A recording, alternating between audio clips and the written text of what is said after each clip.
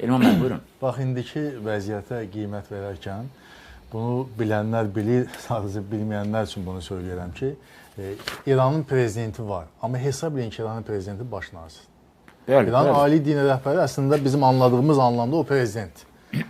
Və prezidentin isə baş nazir funksiyasını sanki həyata keçirir. Və burada bir məsələ var. Deyirik ki, bəlkə din İranın deməli ali dini rəhbəri ölkənin əsl rəhbəridirsə, bu halda dini olmayan adamı hakimiyyətə gətirmək İran konstitusiyasında dəyişikliklər tələb edir.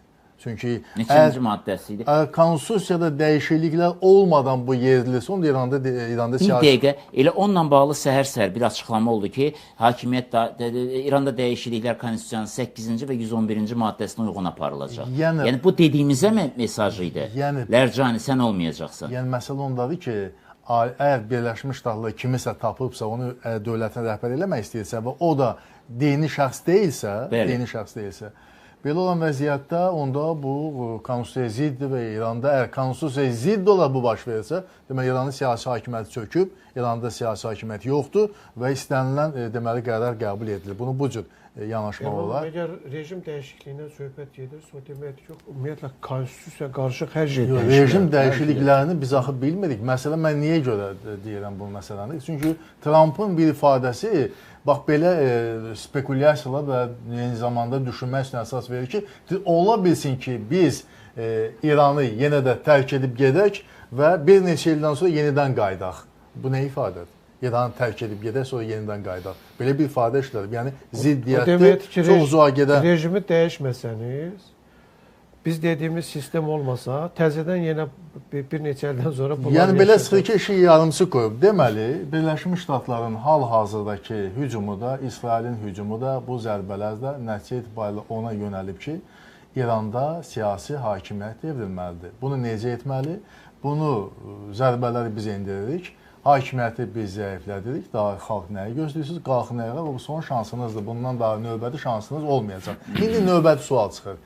Dekabr ayının 28-də ki, 10 minlərlə, 100 minlərlə insan ayağa qalxdı və İran hakimiyyəti onları təzyiq altında silah gücünə gülləbaran etməklə bu problemi müəyyən müddətə dondurdu. Küçələrdən insanlar çəkildi. Həmin insanlar qeyb mi olublar? Həmin insanlar daha öz istəklərindən və arzularının geri mi çəkilib? Mənə elə gəlir ki, Birləşmiş Ştatların və İsrailin israrlı şəkildə məsələni qoyub ki, biz aktiv fazanı yekunlaşdıran kimi siz ayağa qalxın və hakimiyyəti ələ alın. Və hakimiyyəti ələ alacağınız təqdirdə bizim namizədimiz də var və sizi onu təqdim edəcəyik. Fikir verirsiniz, burada xalqa hazır bir namizədin təqdimatı və yəqin ki, Birləşmiş Ştatların bütün bu analitik mərkəzləri, mərkəz kəşfiyyat və digər qurumları fərqindədirlər ki, xalqa bu vəziyyəti elə bir adam təqdim edilməlidir ki, o halda bütün qüvvələr kompromisə gələ bilsin. Bütün qüvvələr. Mən də hesab edirəm ki, əgər Pezeşkiyan ki, məhz kompromis nəticəsində prezident seçildi, məhz o cəmiyyətin bütün təbəqələrini, həm mühafizəkarları, həm liberalları təmin edən bir prezident kimi fəaliyyət göstərirsə və eyni zamanda dəfələrlə sülhpərvər çalışlar edibsə, bəlkəm də o nəzərdə tutulan elə Pezeşkiyanın özüdür.